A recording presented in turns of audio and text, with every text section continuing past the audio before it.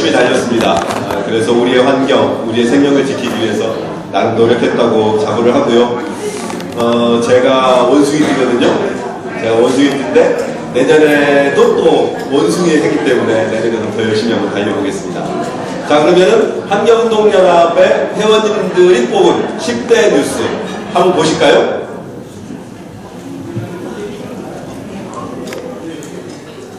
네, 10가지 뉴스가 나올 건데요. 집중해 주십시오. 이 10가지 뉴스 중에서 가장 높은 순위의 뉴스 3개에 대해서는 일단 퀴즈를 한번 내보겠습니다. 알아맞히시면은 상품도 있습니다. 그래서 3등, 2등, 1등과 관련해서 한번 질문을 할 텐데요. 올해 아예 지금부터 한번 다 들어놓고 할까요? 올해 1등 첫 번째 뉴스가 무엇일 것 같다? 라는 것에 대해서 먼저 한번 1등을 맞춰보고 싶은 분.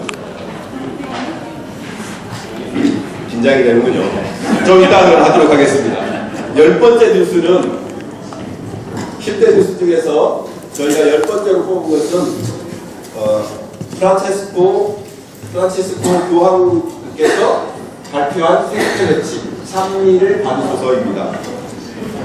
교황께서 환경과 관련해서 종교의 책임을, 인류의 책임을 거론하고 그리고 우리의 의무를 밝힌 부분입니다. 이것은 흔치 않은 일일 거라고 생각을 합니다. 이렇게 교황께서 어느 활동가보다도 앞장서서 굉장히 진지한 내용을 발표했기 때문에 이 영향이 두고두고 올해 굉장히 컸습니다. 그래서 올해 최근에 있었던 파리 기후변화 당사국 총회에서까지 그 영향이 있었다고 생각합니다. 그래서 10번째 뉴스는 프란치스코 교황의 찬미를 받으셔서 발표를 뽑아봤습니다. 뽑은 거죠, 우리 회원님들이. 9번째 보겠습니다. 9번째는 폭스바겐이라고 세계적인 자동차 메이커죠. 자동차 메이커에서 거짓말을 했죠.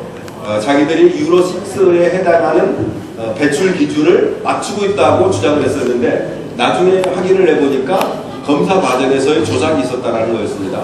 이걸 통해서 지금 현재 전 세계적으로 폭스바겐은 굉장히 큰 위기를 맞고 있습니다. 그런데 재미난 것은 폭스바겐의 근래 매출이 늘어난 유일한 나라가 있답니다. 어느 나라일 것 같습니까? 한국입니다. 지금 폭스바겐이 전혀 차량이 지금 나가지 않고 있거든요. 세계적으로 나쁜 기업으로 찍혀가지고 매출이 급감하고 있는데 한국에서는 가격을 대폭 낮춘 상태가 되니까 어마어마하게 지금 잘 팔려가지고 폭스바겐이 지금 외제차 거의 1위에까지 근접하고 있는 그런 상황이라고 합니다. 7번째 뉴스, 우리 국민들이 가장 심각하게 생각하고 있고 그리고 아마 가장 시급하게 대책을 마련해야 될 내용일 것 같습니다. 미세먼지입니다. 미세먼지와 관련해서 재미난 것은 지난해 같은 경우로 환경부가 어떻게 발표했냐면은 우리나라 미세먼지의 원인의 대부분은 중국에 있다라고 밝혔습니다. 그래서 중국에 있기 때문에 우리는 어떻게 대책을 세울 수도 없다라고 주장을 했었죠. 근데 올해는 어떻게 바뀌었을 것 같습니까? 중국으로부터 넘어오는 것은 30%밖에 되지 않고 나머지는 내부의 원인이다 이렇게 입장을 바꿨습니다. 왜냐면은 중국이 굉장히 한국에다가 항의를 했답니다. 왜 자기들한테 범튀기를 다 씌우냐라고 하니까 근래에 이제 한 일주일쯤 전에 우리나라의 미세먼지 농도가 굉장히 높았었잖아요. 그때 한국의 외교부의 대기국장이 발표한 것은 중국이 굉장히 안 좋은데 서해에 제트기류가 형성이 돼서 중국 영향이 아니다 이렇게까지 밝혔던 바가 있습니다. 한국의 환경부가 누구를 위해서 일을 하는가라는 것에 대해서 의심을 가질 만한 그런 상황이었었죠. 그 다음에 6번째는 굉장히 생각하기에 따라서 굉장히 끔찍한 일입니다. 가습기 살균제에 의한 피해인데요. 가습기를 살균한다고, 가습기에서 나오는 습기를 살균한다고 넣는 그 살균제에서 피해를 일으킨 거죠. 지금까지 확인된 피해자가 530명이고 사망이 143명입니다. 우리 사회에서 근래 가장 크게 충격을 주고 있었던 것이 쌍용차잖아요. 쌍용차에 어쨌든 같이 연결해서 직접적으로 연결되기는 어렵긴 하지만 쌍용차에 의해서 자살을 한 분들이 23명이거든요. 그래서 그 부분에 대해서 굉장히 많은 사람들이 가슴 아프게 생각하고 대책을 만들기 위해서 서로 노력하고 그랬는데 가습기 살균제에 의해서 희생자가 143명이 있다는 사실에 대해서 아는 사람조차도 별로 없을 정도입니다. 그만큼 우리 사회가 환경 피해에 대해서 둔감하고 그리고 우리가 환경정책과 관련해서 발전시켜야 될, 진척시켜야 될 그런 의무가 굉장히 높다 이렇게 볼 수 있겠습니다. 다음 순서는 이 부분도 소리 소문 없이 지금 지나가고 있는데요. 미군이 오산 미군 기지에서 탄저균 실험을 했었다라는 거잖아요. 살아있는 탄저균을 가지고 그래서 미국에서도 하지 않았던 그런 시험을 지금 우리나라에서 했다라는 것에 대해서 근래 밝혀졌던 바가 있습니다. 환경단체가 해야 될 일이 굉장히 넓은 영역입니다만은 이 부분에 대해서도 우리가 더 관심을 갖고 대응을 했었어야 되는 거 아닌가 싶습니다. 환경운동연합의 사무처에서는 미처 적극적인 대응을 못했는데 회원님들이 굉장히 심각하게 보고 있었던 문제였습니다.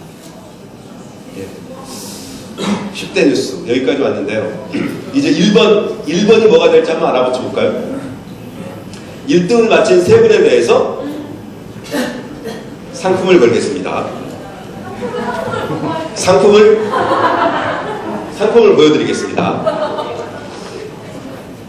우리 환경운동연합 사무실 와보신 분들이 많죠. 거기 1층에 우리가 작년부터 카페를 열었습니다. 그 카페에서 우리가 운영하고 있는 커피인데요. 이게 스페셜 퀄리티의 원두입니다. 맛이 굉장히 좋고 유명짜입니다. 그리고 최근에 우리 단체에서 책을 한 권 냈습니다. 작년에 이어서 두 번째로 냈는데 작년에는 우리가 수리부엉이와 관련해서 냈었고 이번에는 두루미에 대해서 책을 냈는데요. 무려 가격이 무려 13,000원.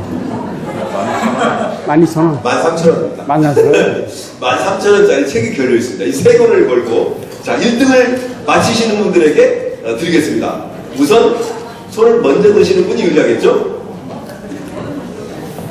자, 2명이 들었습니다. 1등이 뭘 것 같습니까? 최경숙 회원님. 영덕 주민투표.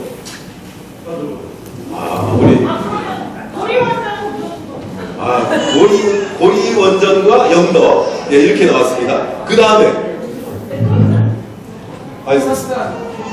설악산 케이블카 나왔습니다. 1등을 마치시는 세 분에게 드리는 겁니다. 또 다른 분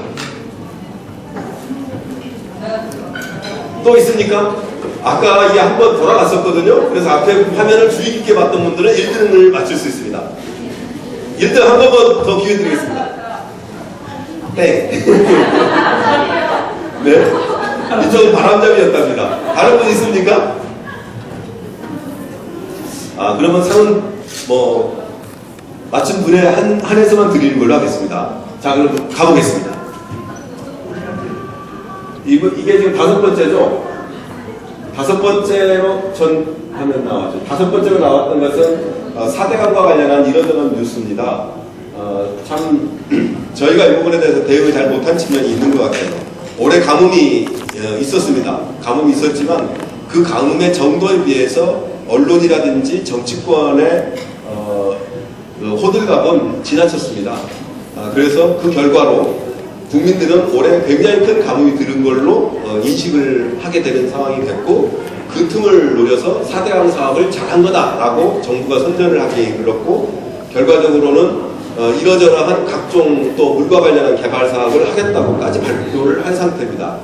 발표를 하고 공사들은 이제 시작되는 단계이기 때문에 계획하는 단계이기 때문에 앞으로 우리가 대응을 해야 되겠습니다만 4대강과 관련해서 우리가 그 책임을 철저하게 묻지 못한 것에 대해서는 아쉽게 생각합니다. 이게 5번째였고요.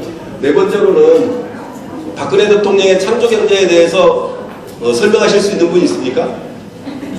설명은커녕 아시는 분 있습니까? 사실은 박근혜 정부 내에서도 창조 경제에 대해서 설명할 수 있는 분이 없는 것 같습니다. 그 실체가 굉장히 모호한데 결과적으로 지금 정권 3년을 거치면서 창조 경제는 완전히 없어졌죠. 그래서 그 창조 경제를 대신하고 있는 것이 토목 경제입니다.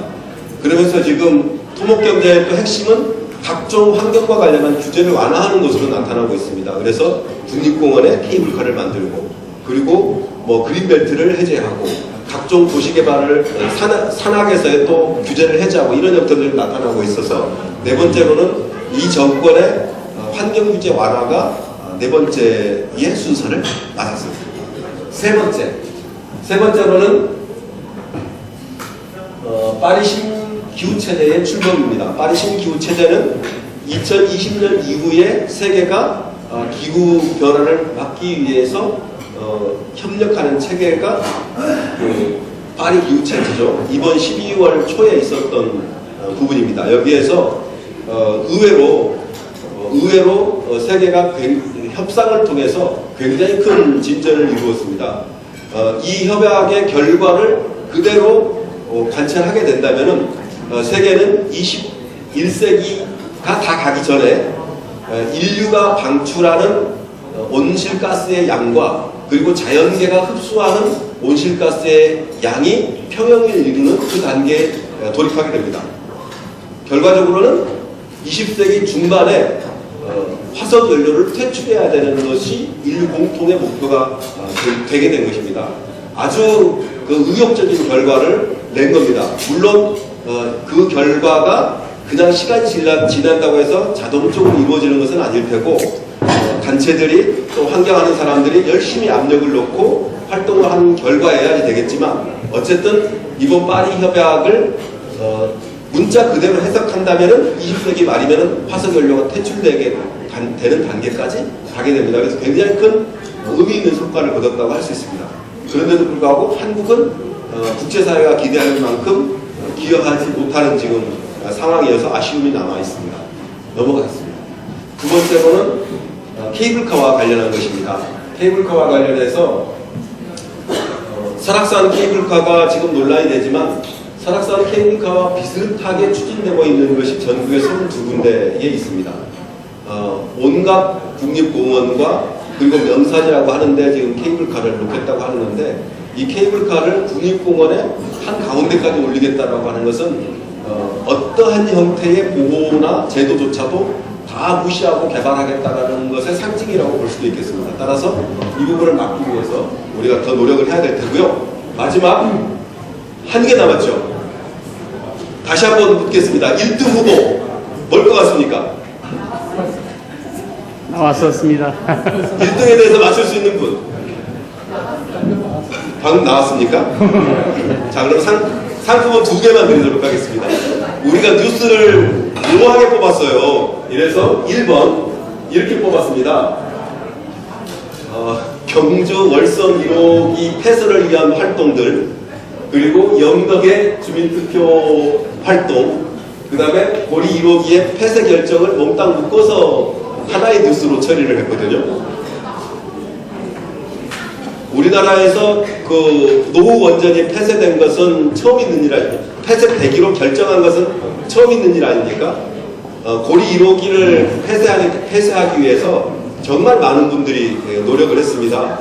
그 많은 분들의 노력의 결실로 이제 부산 기장군에 있는 고리 1호기를 2017년에 폐쇄하기로 했고, 이제 곧 내후년이면 이제 폐쇄를 하게 될 텐데, 지금도 이미 39년째 지금 가동이 되고 있는 거기 때문에 사실은 그 기간을 다 채우고 하기 전에 조기에 퇴출하기 위해서 더 많은 활동을 해야 될 것 같습니다. 지금 부산에 있는 환경단체들은, 시민들은 또 열심히 또 그렇게 힘을 모으고 있더라고요. 그리고 월성은 우리가 막지 못했습니다. 그래서 30년 수명이 다 끝났는데 다시 또 가동이 시작됐는데, 이것과 관련해서도 또 우리가 성과를 내야 되지 않을까 싶습니다. 그리고 영덕은 신규 원전을 영덕에다 짓겠다는 건데, 이것에 대한 반대 캠페인을 주민투표를 통해서 상당히 성공적으로 진행했다고 합니다. 그 결과가 앞으로 어떻게 나타날지는 두고 봤으면 좋겠습니다.